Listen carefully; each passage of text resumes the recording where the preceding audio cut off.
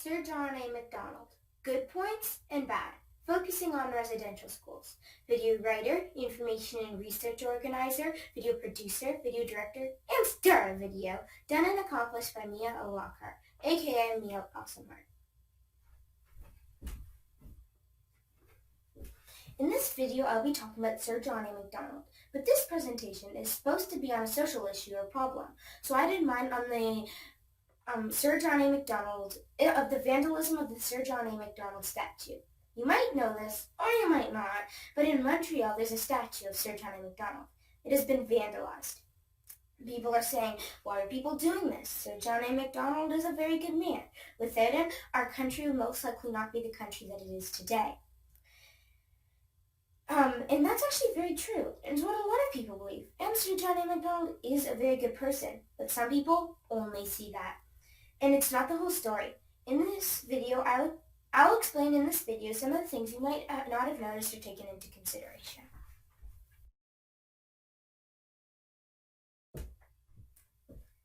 First point, part 2. Who is Sir John A. MacDonald? Sir John A. MacDonald was the first Prime Minister of Canada. He was born in 1815 in Glasgow, Scotland, to Hugh MacDonald and his wife, Helen Shaw MacDonald. At age 5, his father's business was not doing very well, and they wanted to start a life in Upper Canada, what we know today as the lower part of Ontario. His career started very early, and he opened his first business as a lawyer at age 20. In 1867, he became the first Prime Minister and convinced many settlers to settle in Canada and in the West. He also built the Canadian Pacific Railway, which was a big part of Canada. But who and what did he disturb in the making of this railway? Next point, residential schools. Europeans came. They came from Europe looking for India. They thought they found India, which is actually Canada. So when they saw the people of the land, they thought they were Indians, but they were actually First Nations. First Nations thought they were harmless. But then, when Sir John A. MacDonald was elected in 1867, he wanted to get rid of the Indian problem. Then he took First Nations children. If they didn't want to go, they'd be pulled out of their communities by force. Most of the First Nation parents never saw their children again. And when they did return, the children spoke of a horrible place where there was people who hurt kids from ages 5 to 16. They were beaten and put down and even were hit by a strap. The boys were put to work to learn and read and write, and the girls would spend their time learning about religion. Neither gender were allowed to speak their own language and were beaten if they did. Many children tried to escape, but died or were most likely caught in the process. So many children in residential schools died. So many children died in residential schools because of illnesses that were not treated and taken seriously in the schools, and the children were put into hard labor. So many died during that as well. The Europeans wanted to convert them to Christianity, to make them forget about their own religion. The goal of the process was to have no more First Nations living in Canada. Third point, groups to consult. In this second last point, I'll be talking about what groups to consult. I think we should consult First Nations communities and hopefully maybe talk to residential school survivors, because they are the people who experienced and lived through this.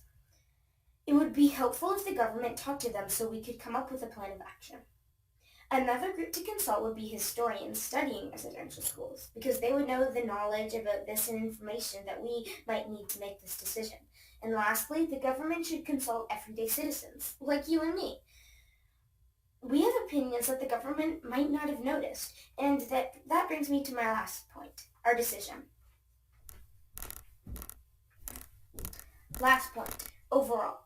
I know what I think, because with the research that I've done and hypotheses that I've made, I've come to a decision on what I think should happen.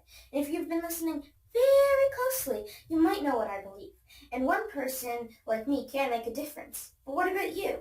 What do you think?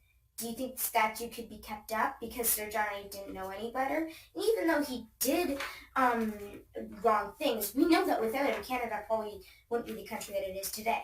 Or do you think that what he did should be taken notice of, and because it was horrible? Or do you think both? Sir John A. MacDonald did do bad things that were horrible. And you think that without him, Canada would be probably a bunch of small countries in U.S. territories. I think we can probably, if you believe both, I think we can probably limit the monuments that are named after him. And if we do have monuments that celebrate him, um, then we should make sure that people know the whole story and that he did make mistakes, and our country should apologize for hurting innocent people. I hope you agree, and I hope you liked my presentation on Sir John A. Macdonald. Citations. Sir John A., founder of residential schools. Stuff about this dude. It wasn't just Sir John A. Macdonald. Sir John A. statue monument vandalized, and who was Sir John A. Macdonald?